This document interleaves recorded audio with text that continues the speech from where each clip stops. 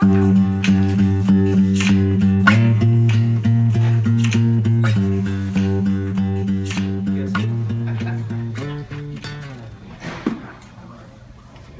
be reading verses 36 through 44 tonight.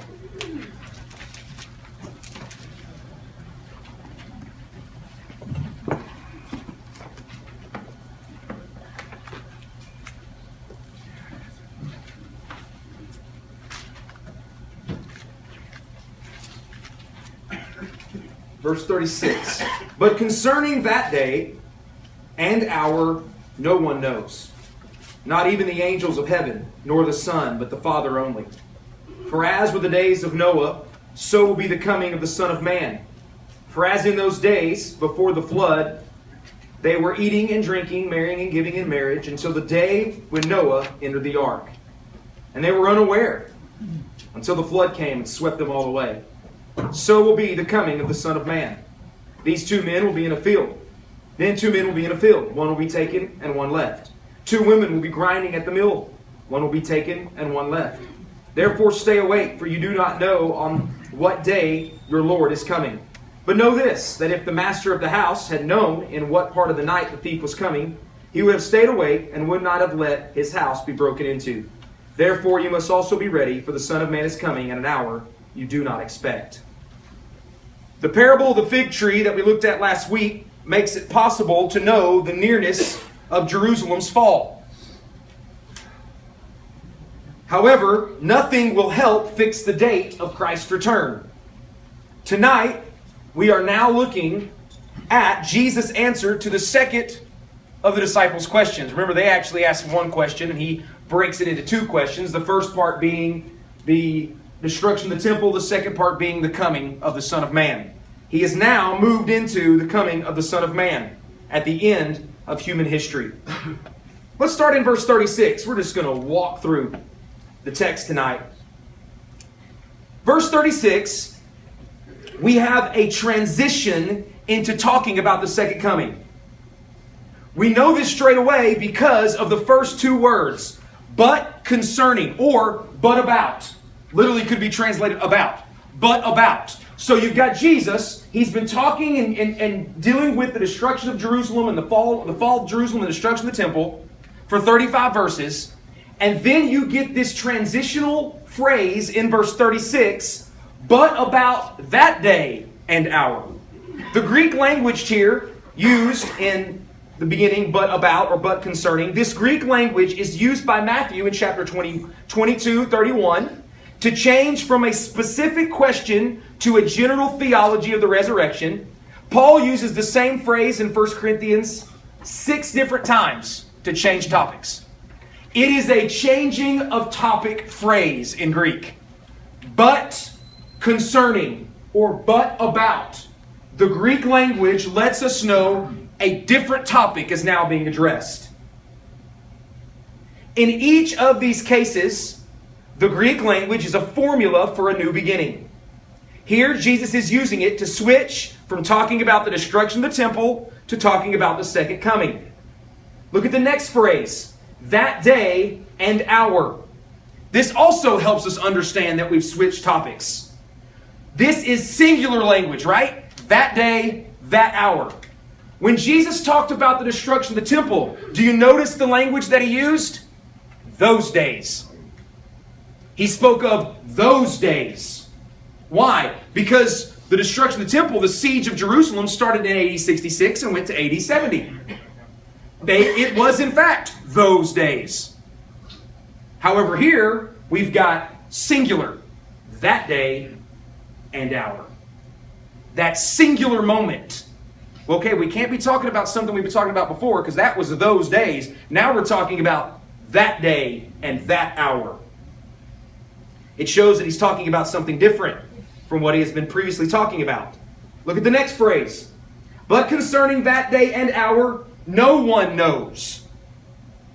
Now, verses 4 through 35 that we've looked at, what has Jesus been giving them?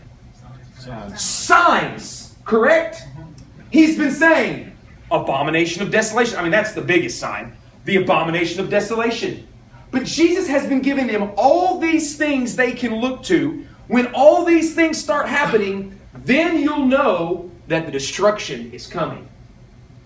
Now Jesus says, but concerning that day and hour, referring to the second coming, no one knows. We got difference in language here. One is, there's signs you can know. By the way, did the Christians believe that? Yes. Yes, because what happened when Jerusalem fell? Did Christians die? No, because they were gone. They were out of there. Now Jesus says, my change of topic, the second coming, no one knows. No one knows. How can all of this chapter be talking about the second coming, which many people believe that all of chapter 24 is about the second coming? How can all of this be about the second coming when you have things you can know to look for, to know when it's coming, and there's no way you can know? It doesn't make any sense. Here are the signs so you can know that no one can know. Doesn't make any sense. Jesus is not contradicting himself. He is simply addressing two different events. One event, destruction of the temple. Next event, the second coming of Christ. He takes the disciples' question and splits it in two. They thought the destruction of the temple meant the end of the world. Jesus says, no. Destruct the temple 70 AD, but concerning that hour of the Son of Man, when I come back, no one knows. Jesus is being very obvious here. It is not just humans that do not know when Christ will return. The angels of heaven do not know. Then he goes even a little bit further and he says, nor does Jesus know. The Son of Man doesn't even know. Now, I don't have time to go into a big long conversation about the dual nature of Christ. 100% God, 100% man. But in his humanity, Philippians chapter 2, he sets aside certain of his divine rights in order to become just like us. In his humanity, Jesus willingly chooses not to know in his humanity. But he's not saying, hey, I have no clue when I could do this. All right? But he's letting us know. I mean, if there's any question of the fact that you cannot know, it's the fact that the angels don't know and Jesus doesn't know. So you definitely can't know. Right? How different is that language from what we've seen in verses 4 through 35? Is that not completely different language? He's making a point. Verses 37 through 39. Verse 37, Jesus is going to make a point about his second coming by using an illustration, and the illustration that he uses is the days of Noah and the flood. I want to first point out that Jesus here uses the Greek word. Some people pronounce this word a little bit differently. Parousia is how I'm going to use that one. That is the word we talked about last week that is used in the New Testament for the second coming of Christ. Okay? Remember, if you think back, remember verse 30 when it says, then will appear in heaven the sign of the Son of Man and all the tribes. And it says, then they will see the Son of Man coming on the clouds of heaven. And I told you that word coming is not Parousia. That's not the word used in the New Testament for the second coming. Now Jesus uses that word. So here in verse 37, when he says, for as in the days were Noah, so will be the coming of the Son of Man. Now he uses that word, referring to the second coming. So now we know we're talking about the second coming here.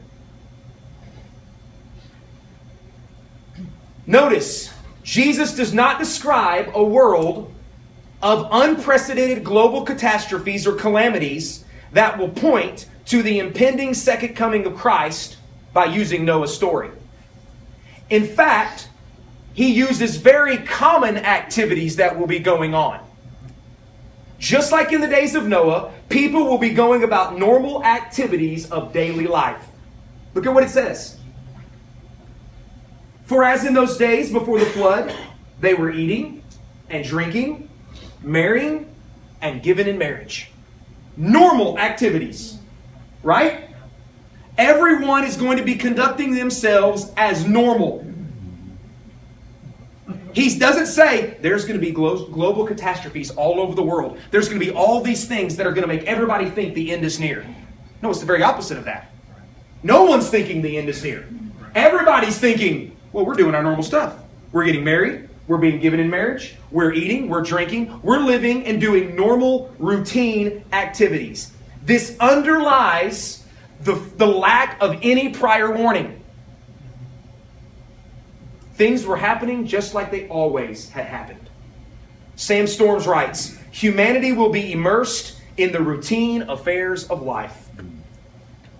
People will have nothing to point to that would tell them that the end is coming. Look at verse 39. It says, and they were what? Unaware until the flood came and swept them all away. So will be the coming of the Son of Man. What is everyone doing? Normal stuff. If the world's falling apart, would people be doing normal stuff? No.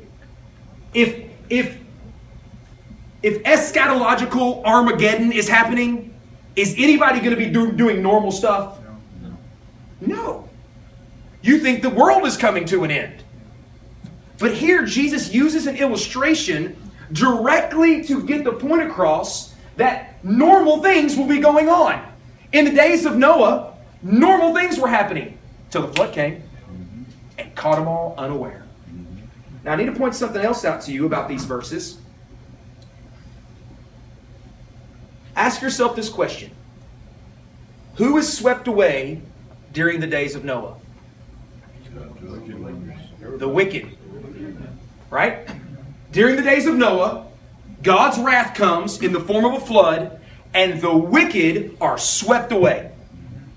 Carried away by the flood of God's wrath. Correct? That's very important as we move to the next two things he points out. So don't forget that. We're coming back to that. Okay? Context. Verses 40 through 41. This is where he uses two very normal things. In fact, R.T. France writes, what could be more normal and unthreatening than working a farm or grinding grain? Right? So Jesus uses, if you weren't already thinking that people are going to be doing normal stuff, Jesus then uses two very normal things. Farming and working grain.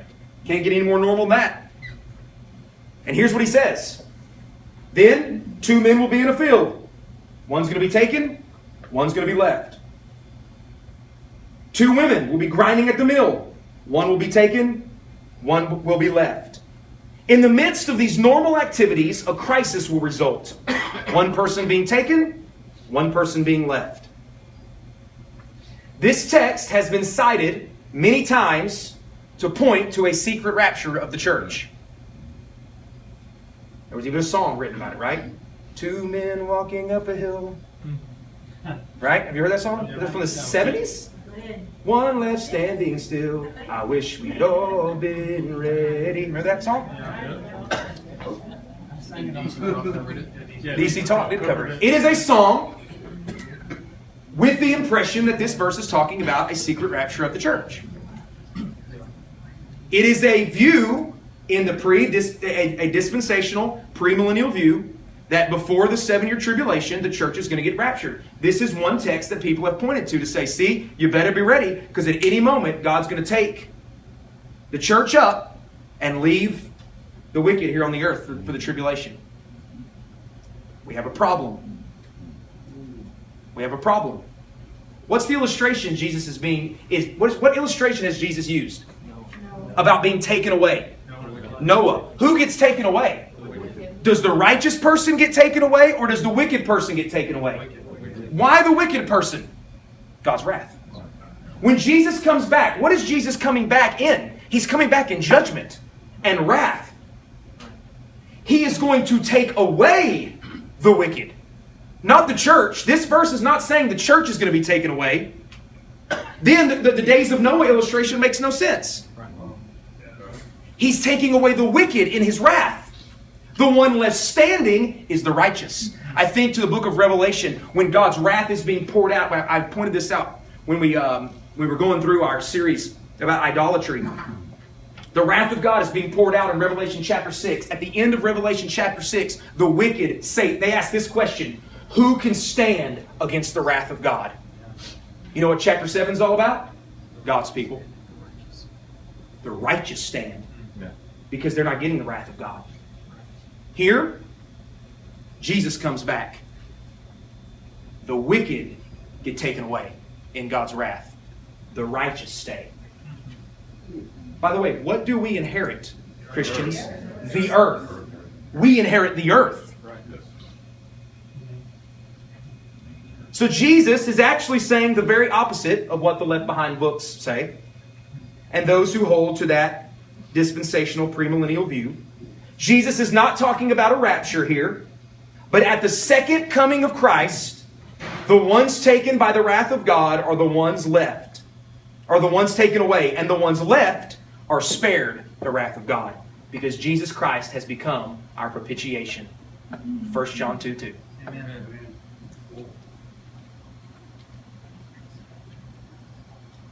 Then, verses 42 through 44. The second coming will be at a day that no one can know. So Jesus gives them an illustration, gives them the command really first in verse 42 to what? Stay awake. You don't know when it's going to be, so always stay awake. It's going to come at a time when people are doing normal things, so stay awake. Be ready. He then uses one of two illustrations to prove this point further. We'll get into next week, or 2 weeks, we'll get into the latter illustration. We'll deal with the first one tonight. The first is the thief illustration. The thief illustration. In this thief illustration, the call seems to be for constant alert. Since no amount of guessing can anticipate the surprise of the thief coming in the night. If you knew when the thief was coming in your home, you could go to sleep, and if you knew he was coming at 3 a.m., wake up at 2:45, get your gun, and stand on the porch. But since you don't know when the thief is coming, you got to stay up all night. You need to be on constant alert. If the homeowner knew when the thief was coming, he'd be ready. The point is, we don't know when he's coming. So we must be on constant alert. Always ready. He then sums up his point in verse 44. Therefore, you also must be ready. For the Son of Man is coming at an hour you do not expect. Just like Noah and his family were ready, even though they didn't know exactly when the flood was going to come, but they were ready. They had made proper preparations. Just like the homeowner was ready, even though he did not know the exact time that the burglar would come, now he turns to the disciples personally. Look at verse 44. Therefore, you, disciples, you also must be ready. For the Son of Man is coming at an hour you do not expect. He's telling the disciples, you guys better be ready. Could be any time, so you better be ready. If the disciples ought to be ready, we definitely ought to be ready. We're 2,000 years removed from that. The disciples can no more have an idea than anyone else when the second coming is going to be. But they have been told that it is coming. And I would like to take us back to what Jesus said at the end last week. Heaven and earth may pass away, but my words will not pass away. And as sure as I'm talking about the destruction of the temple happening, you can guarantee that I'm coming back. But there's a big difference between my second coming and the destruction of the temple. I'm letting you know when that's going to happen. Here are the signs and the events to look for to know when the destruction is going to happen. In regards to my second coming, stay awake, because nobody knows. The angels don't know. I don't know. So stay awake. Jesus will then go on in verses 45 through 51 to describe how to be ready. But for now, it's important for us to understand that Jesus is contrasting the second coming at the end of the world to the destruction of the temple. One has signs and pointers to let you know when it's coming. The other has nothing to let you know when it is near. So you must be on constant alert and be awake. 7 times in our text tonight, Jesus makes a reference to his second coming by being at an hour you do not expect. 7 times he references the fact that you cannot know. No one can know. Be awake. Be alert. Be on guard. Nobody knows. Nobody knows. Nobody knows. The angels don't know. I don't know. You don't know. I don't know how Jesus could be any clearer. So, how can you have signs and things you can point to know when it is coming, and no signs so that you can't know it's coming? Here's what we have to understand. The view that was my tradition was that Matthew 24, for the most part, was all about the second coming of Christ. The problem with that is that half the chapter tells me, here's the signs, here's how you know it's close, here's how it's coming, here's where you know. Then the second half of the chapter is, nobody can know, there's no signs, you can't know when it's coming. Well, which one is it? Can I know that it's close, or can I not know that it's close? Well, if you're talking about the same event, we got a problem. If you're talking about 2 different events, we don't have a problem. Temple being destroyed, all kinds of signs, all kinds of pointers. Jesus coming back, be ready, because you don't know.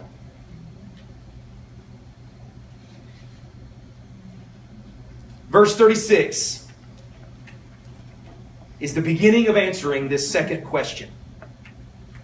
The first question, if you remember, the very beginning, the first question, tell us when these things will be.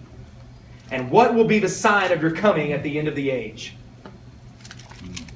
They assumed the fall of Jerusalem and the temple meant the Son of Man has returned.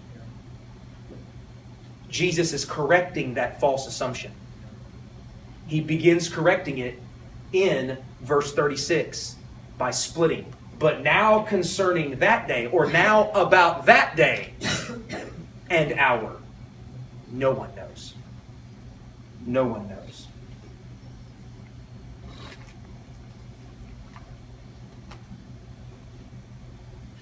Told you it's going to be pretty straightforward. We didn't have a lot of Old Testament references necessarily go to, and it's simply understanding the difference between these 2 questions that Jesus is answering. And seeing for yourself that we'd have confusion here if we're talking about the same event. There is no confusion because Jesus has now separated and created 2 events.